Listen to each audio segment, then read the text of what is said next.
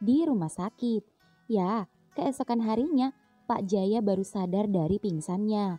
Dan ketika bangun dan sadar, sudah ada Pak Kadir yang ada di sampingnya. "Kek, kakek sudah sadar?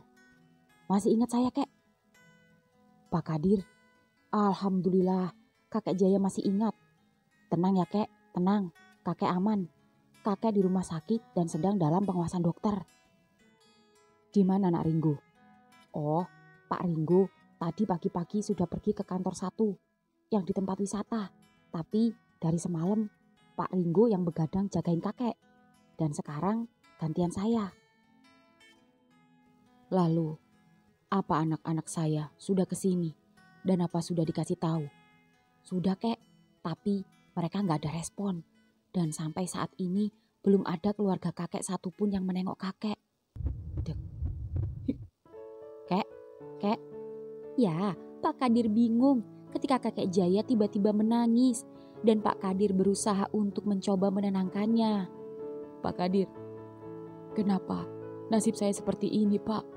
Di saat saya sakit, di saat saya jatuh, dan di saat saya membutuhkan anak-anak dan keluarga saya, tapi tak ada satupun yang peduli." "Woi Jaya, macam mana kau ini? Masih saja otak kau berpikiran dangkal. Sudah jangan banyak bertingkah kau. Kau pikir kita ini siapa? Kau pikir kita orang asing, ha? Kita semua ini keluarga. Tak perlulah kau mengharap anak kau datang tengok kau. Lupakan mereka. Sekarang kita saudara, susah senang bersama sudah. Macam mana mulut kau tak perot kalau kau masih saja memikirkan hal yang tak penting? Macam mana sakit kau bisa sembuh kalau kau tak senang hati?"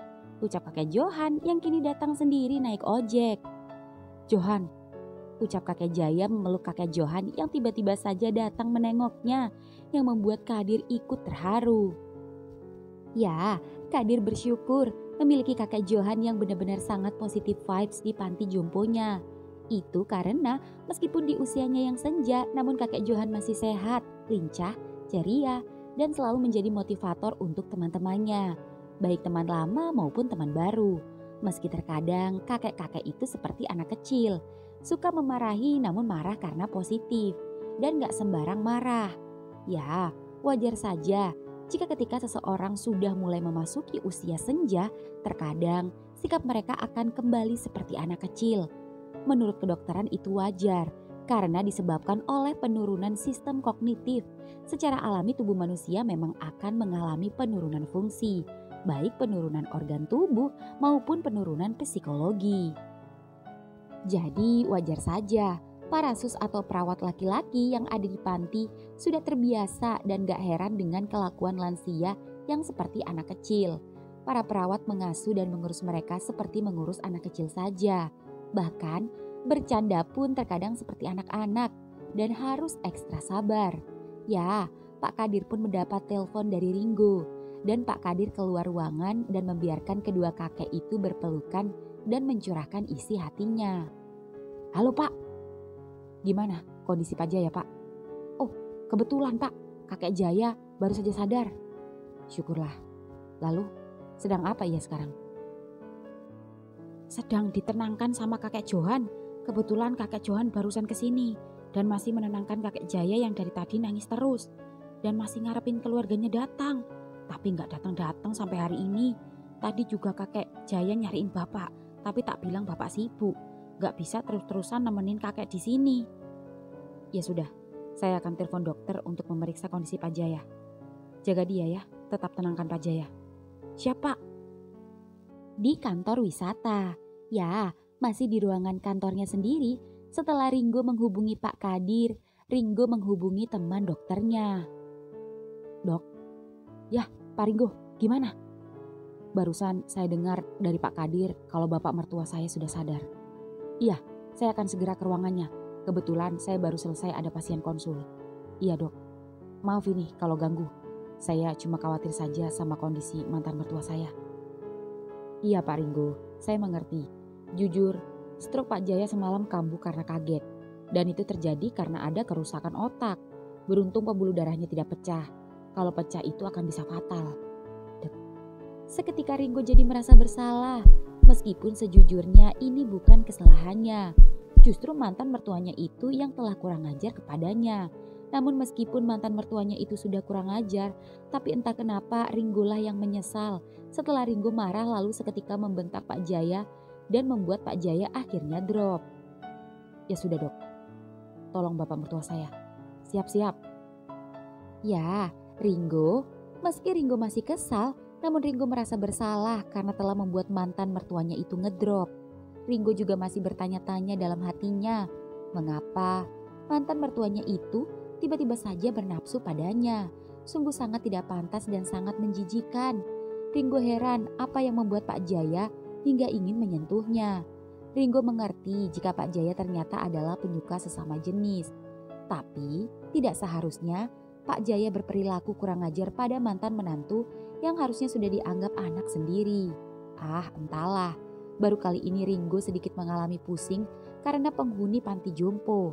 Terlebih penghuni panti jompo itu adalah mantan mertuanya sendiri. Ringgo jadi serba salah. Sekesal-kesal dan semarah-marahnya Ringgo pun, namun Ringgo tak tega jika harus mengusirnya. Tak ada niat sampai ke sana. Apalagi ketika mengingat kebaikan mertuanya selama ia menjadi menantunya. Tak hanya membelikannya obat ketika ia sakit. Bahkan mantan mertuanya itu pernah membantu dan meminjamkan uang saat ia membutuhkan modal. Dan itu pun Ringgo berusaha kembalikan meski Pak Jaya menolaknya. Kedua, Ringgo berpikir ulang, mencoba memahami apa yang dialami mantan mertuanya itu, hingga sampai dia berbuat seperti ini kepadanya. Ringgo pun membatin dalam hatinya. Apa yang membuat bapak seperti ini, Pak? Aku sempat tinggal bersamamu, tapi tak pernah sekalipun kamu kurang ajar kepadaku. Bahkan kamu sebelumnya sangat baik dan sopan. Ada apa, Pak? Jujur, aku jadi prihatin. Apa semua ini karena masalah keluarga? Atau karena faktor kesepian? Mungkin banyak faktor. Apalagi kesehatan dan psikisnya saat ini terganggu karena penyakit yang dideritanya. Aku harus mengerti dan jangan diambil hati. Lebih baik aku maklumi saja. Karena sikap orang yang sudah tua atau lansia akan kembali ke masa kekanak-kanakan. Ya, meskipun untuk urusan kali ini kekanak-kanakannya sangat tidak wajar. Apalagi kalau sampai bernafsu padaku. Di panti jompo, ya malam ini kakek Jaya sudah diperbolehkan pulang. Dengan catatan, rawat jalan dan dokter akan setiap hari datang mengkontrol. Ya, malam ini Pak Jaya sedang makan malam di taman belakang bersama penghuni panti yang lain. Namun, ketika makan malam berlangsung, Pak Jaya masih tampak merenung dan terlihat kurang nafsu makan. Bukan karena Pak Jaya memikirkan anak dan keluarganya menengok. Pak Jaya sudah pasrah dengan itu. Yang saat ini ada di pikiran Pak Jaya adalah memikirkan Ringgo mantan menantunya yang tak kunjung datang menemuinya hingga malam ini. Pak Jaya takut jika Ringgo marah padanya. Pak Jaya takut jika sebentar lagi Ringgo akan mengusirnya. Dan Pak Jaya tak tahu harus tinggal di mana.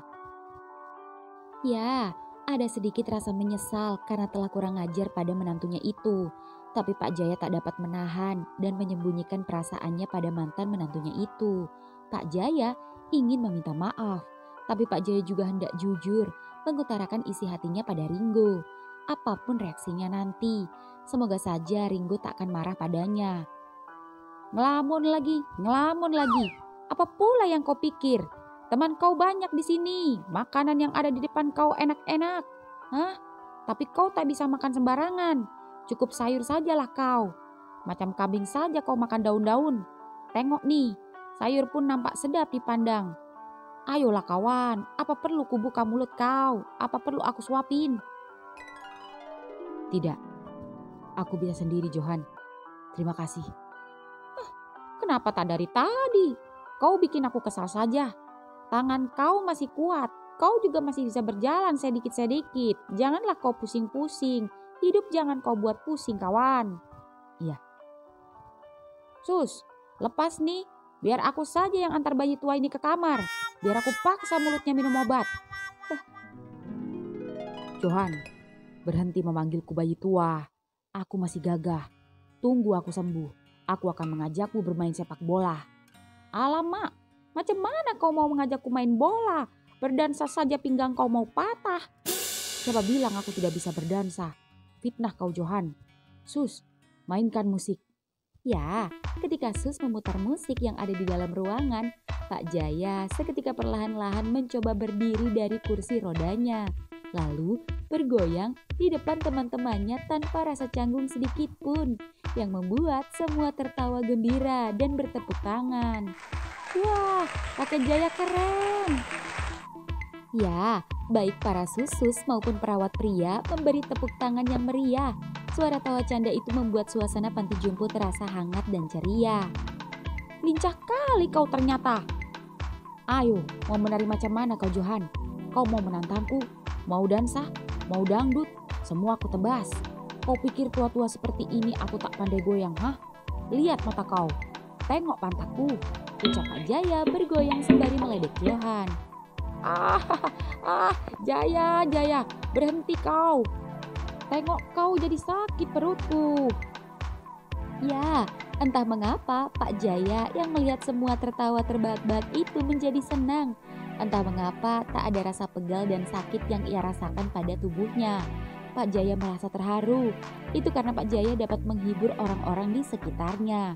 Ini adalah pengalaman luar biasa dalam hidupnya dan jadi kepuasan tersendiri untuknya. Rasanya hidupnya berguna dan juga bermanfaat bagi orang lain, yaitu membawa kebahagiaan bagi keluarga barunya dan berharap dapat membawa kebahagiaan bagi orang lain juga. Ya, Pak Jaya masih bergoyang. Semakin kencang goyangan Pak Jaya, semakin terdengar kencang gelak tawa canda orang-orang di sekitarnya. Tanpa Pak Jaya sadari, jika di belakangnya ada Ringo yang kini bersandar di pilar penyangga teras sembari tersenyum dari jauh. Ya, Pak Jaya pun masih tak sadar. Kakek tua itu pun masih semangat bergoyang. Tanpa sadar jika mantan menantunya itu kini berjalan di belakangnya dan menghampirinya hingga tiba-tiba. Luar biasa Kakek Jaya. Ringo, nah Ringo, ucap Pak Jaya seketika langsung meralat panggilannya pada Ringo. Saat terkejut mantan menantunya itu kini akhirnya datang juga. Hatinya sangat senang, namun bercampur malu karena ketahuan goyang-goyang gak jelas. Pak Jaya pun yang kepalang malu itu seketika berhenti, namun mantan menantunya itu masih tersenyum padanya. Bahkan tak terlihat raut kesal dan marah pada Pak Jaya seperti saat semalam.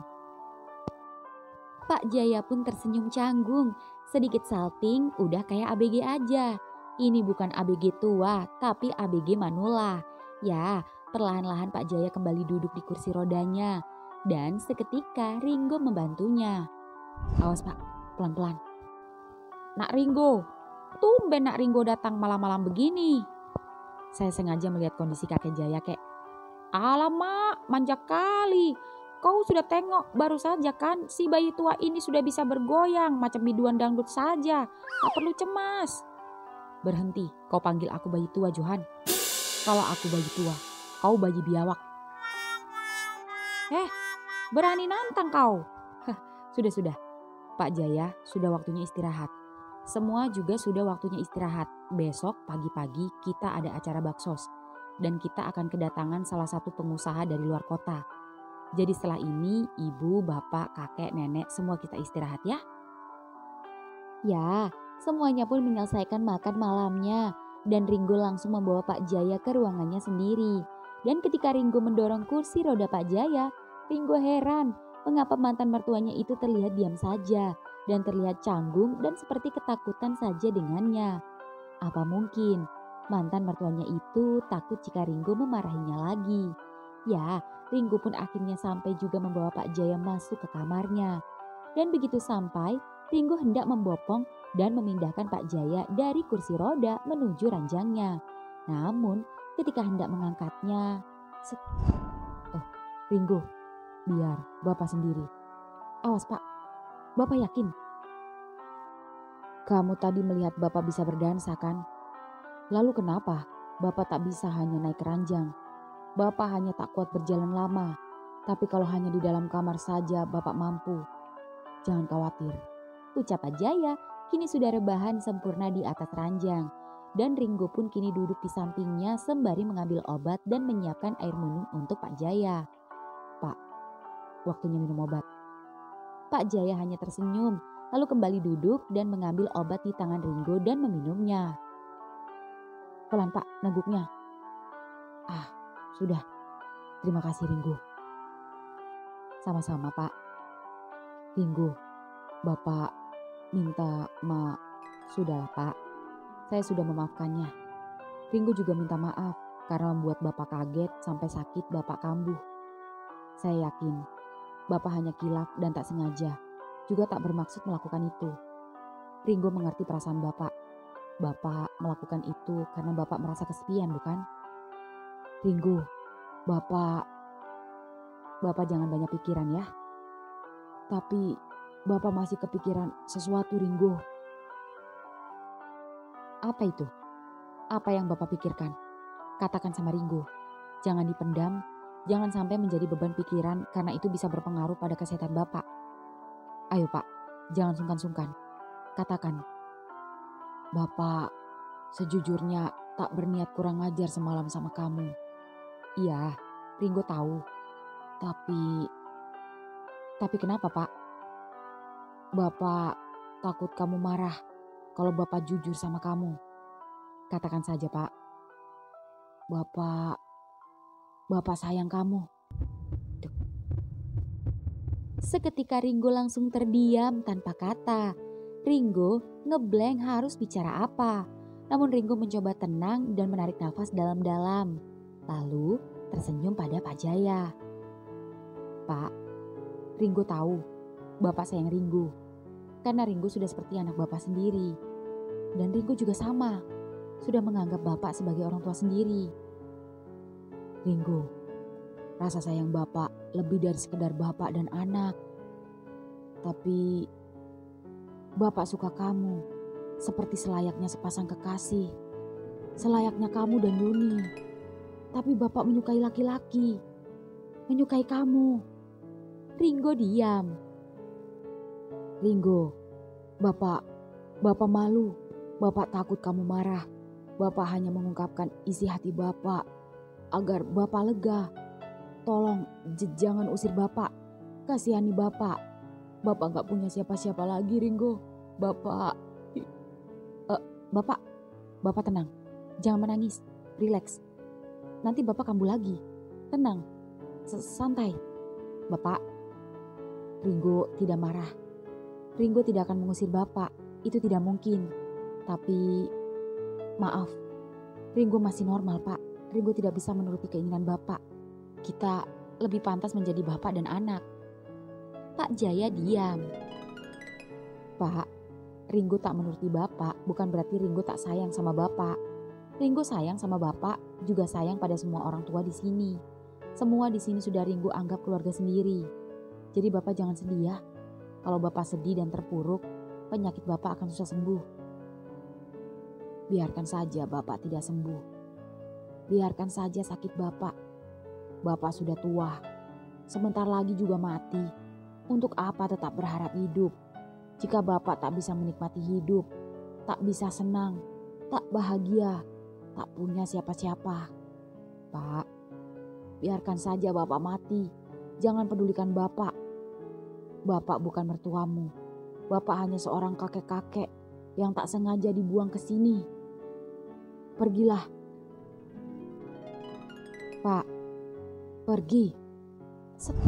Ya, suara lantang Pak Jaya membuat Ringo seketika keluar kamar dan langsung pergi meninggalkannya sendirian. Ya, Ringo bingung harus bagaimana.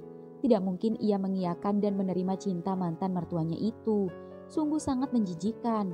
Kepikiran pun tak pernah. Namun Ringo masih ada rasa kasihan padanya. Atau Ringo berpura-pura saja menyukainya sampai dia sembuh. Ya, Ringo berniat berpura-pura menyukai Pak Jaya. Ya, semua ia lakukan demi kelangsungan hidup Pak Jaya. Pagi hari kemudian, ya pagi ini di panti jompo, semua penghuni panti sudah berada di halaman taman belakang karena sebentar lagi akan senam pagi. Sebelum nanti sarapan bersama dan dilanjutkan dengan acara bakti sosial. Ya, Ringo sendiri masih di rumahnya dan sedang sarapan sebelum nantinya berangkat ke panti jompo. Dan ketika Ringo sedang sarapan, HP-nya berbunyi. Pak Kadir menelponnya. "Pagi, Pak." "Ya, Pak Kadir. Ada apa?" "Sebentar lagi saya ke sana. Apa semua sudah siap?" "Sudah, Pak. Ini lagi senam pagi sama Susyanti. Tapi apa, Pak?" "Anu, Pak. Kakek Jaya nggak mau keluar kamar dan nggak mau sarapan. Saya dan Sus sudah membujuk, tapi dia tetap gak mau makan. Bahkan kakek Johan yang udah turun tangan pun tetap gak mempan. Dan masih merenung di kamarnya." "Ya sudah, saya segera ke sana." "Ya, Pak." Ya, Ringo pun mempercepat sarapannya. Ringo tak menyangka jika kejadiannya akan serumit ini. Jujur Ringo marah, kesal, namun Ringo tak tega jika harus memarahi mantan mertuanya itu. Ya, Ringo kembali ke rencana awal, yaitu berpura-pura mengiyakan dan menuruti kemauannya. Ya, Ringo pun kini bergegas menuju ke panti jompo. Di kamar Pak Jaya. Ya, di kamar Pak Jaya, kakek Johan masih saja berusaha untuk membujuk Pak Jaya yang masih saja diam dan tak mau bicara. "Jaya, sampai kapan kau seperti ini? Tengoklah, kau macam patung di pertigaan saja. Jaya, buka mulut kau. Ceritalah." "Nah Ringo, kakek sudah menyuruhnya makan tapi dia tetap saja tak bersuara." "Biar saya yang urus. Kakek bantu Pak Kadir dan lainnya bersiap-siap menyambut tamu yang akan bansos." "Siap." Ya, kakek Johan pun akhirnya pergi dan Ringo menghampiri Pak Jaya di kursi rodanya. "Pak, kenapa Bapak gak mau makan?" "Kamu sudah tahu jawabannya. Makan ya, nanti penyakit Bapak bisa kambuh. Ringo gak mau Bapak sakit." "Biarkan saja Bapak sakit. Bapak gak mau makan. Yang Bapak mau itu kamu." "Ya sudah, apa mau Bapak?" ucap Ringo yang seketika membuat Pak Jaya menoleh. "Bapak ingin kamu menerima Bapak sebagai kekasih." Ringo sempat diam beberapa saat menatap raut wajah mantan mertuanya yang penuh harap itu. Hingga kemudian, Ringo meraih kedua tangan keriput Pak Jaya lalu tersenyum yang membuat mantan mertuanya itu heran. "Ya sudah, kita pacaran," ucap Ringo menyembunyikan rasa ilfilnya. Namun di sisi lain, melihat ekspresi mantan mertuanya yang kini ceria itu, entah mengapa membuatnya jadi merasakan luar biasa. "Ringo, Bapak terharu. Bapak sayang kamu, Nak.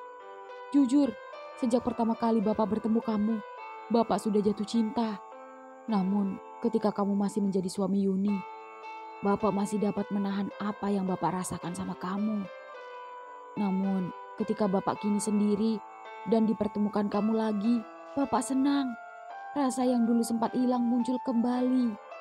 Terima kasih Ringo, kamu menerima Bapak di sini juga menerima cinta Bapak." "Iya Pak, iya." Ringo mengerti. "Tunggu, ada apa Pak?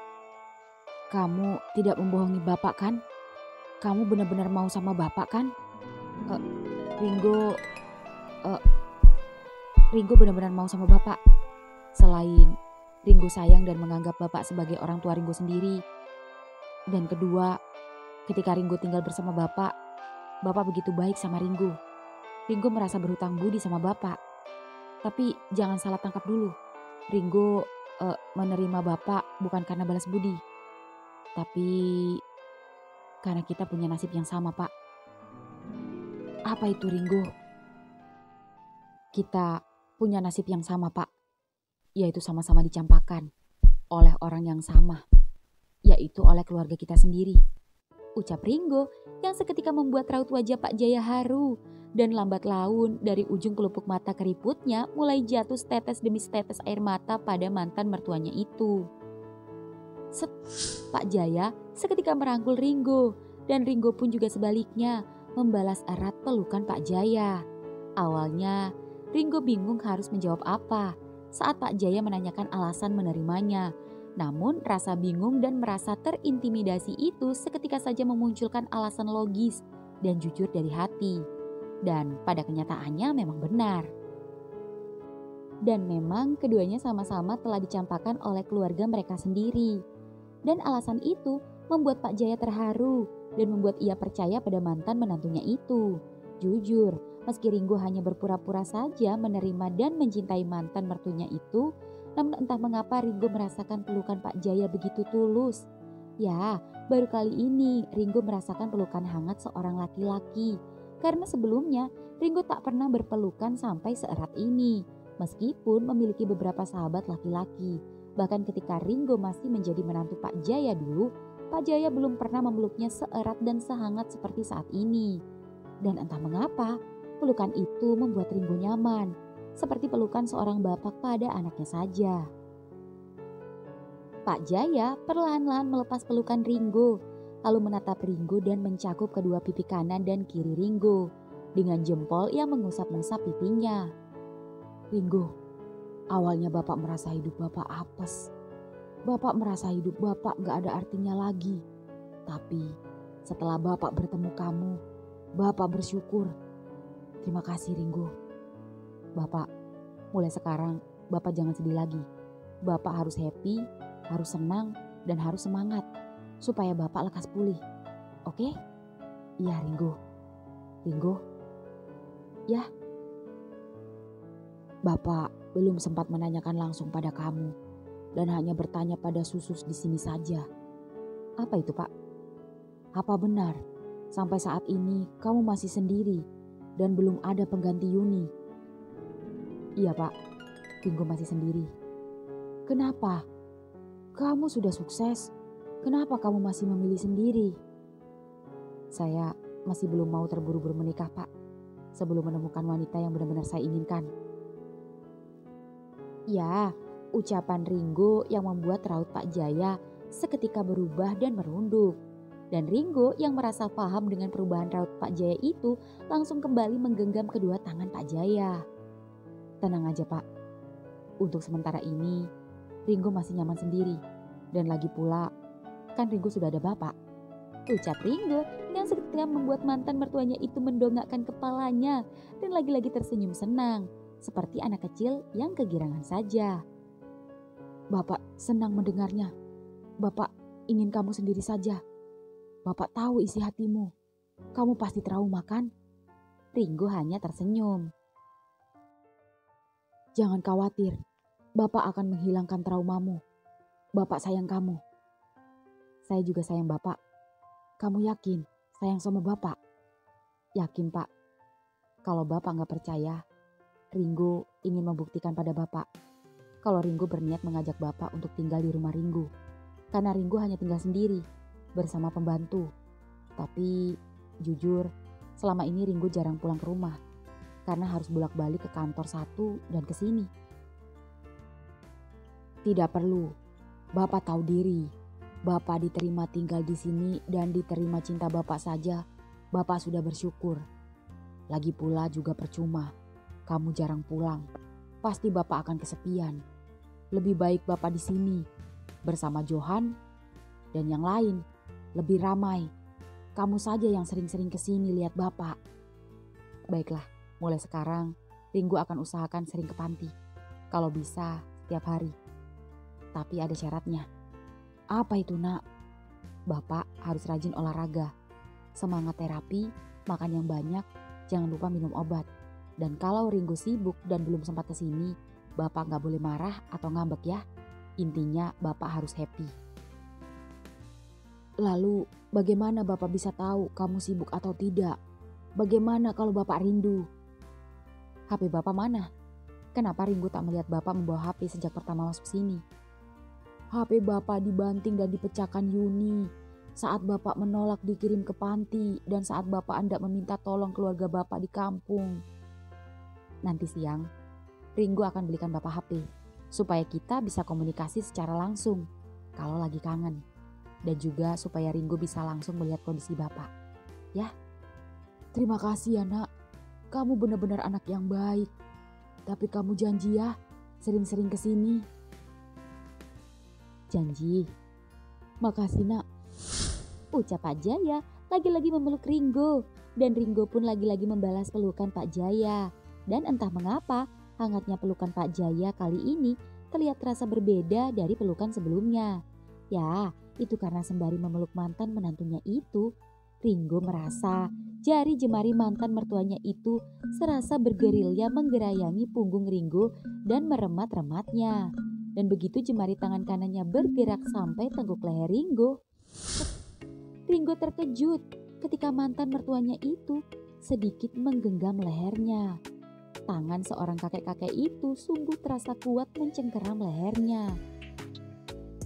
Ya, wajah keduanya pun kini dekat. Ringo gugup, pikiran Ringo kemana-mana saat merasakan hembusan nafas Pak Jaya yang memburu. Dan sedikit ngos-ngosan dan dengan tubuh sedikit bergetar. Juga dengan tatapan seperti memangsa yang membuat Ringo seketika ingin menghindar. Namun sekali lagi ia tak mau gegabah yang akan bisa mencelakai Pak Jaya. Ya, dan kalaupun jika sesaat lagi sesuatu hendak terjadi dan akan menimpanya, Ringo memutuskan pasrah dan lagi-lagi kembali mengingat jika ini adalah sebuah sandiwara. Hingga kemudian, ya, akhirnya ketakutan dan kekhawatiran yang ia cemaskan kejadian juga. Bibir Ringo akhirnya ternodai oleh seorang kakek-kakek yang merupakan mantan mertuanya sendiri. Awalnya, Ringo menutup rapat-rapat bibirnya. Namun pria yang sudah kakek-kakek ini sungguh pandai membuat mulut Ringo akhirnya perlahan-lahan terbuka. Ringo pun pasrah. Dan lambat laun, entah kenapa, Ringo justru mulai menikmati. Harusnya ini adalah hal yang sangat menjijikan dan bikin mual. Tapi ketika merasakan bibir Pak Jaya yang lembut dan dengan nafas aroma teh melati yang manis itu, membuat Ringo yang selama ini sendiri dan kesepian itu lambat laun mulai terpancing. Dan kini justru Ringo lah yang mendominasi. Ternyata sensasi berciuman dengan kakek-kakek sangat luar biasa. Saking nikmatnya, Ringo sampai lupa jika ia sedang bersandiwara. Namun kecupan ini sungguh benar-benar nyata. Nyata nikmatnya dan membuat Ringo jadi ketagihan. Ringo pun tak tahan dan perlahan-lahan Ringo membopong dan memindahkan Pak Jaya dari kursi rodanya dan meletakkan Pak Jaya di ranjang. Bermaksud agar Ringo dapat lebih leluasa menikmati bibir Pak Jaya. Ya, dan begitu Ringo berhasil merebahkan Pak Jaya, cips, ya, Ringo pun menyapu bibir Pak Jaya yang sedikit merot atau agak mencong itu. Berciuman dengan bibir penderita stroke sungguh sangat berbeda tapi nikmat. "Alamak, sedang apa kau Jaya?" "Johan,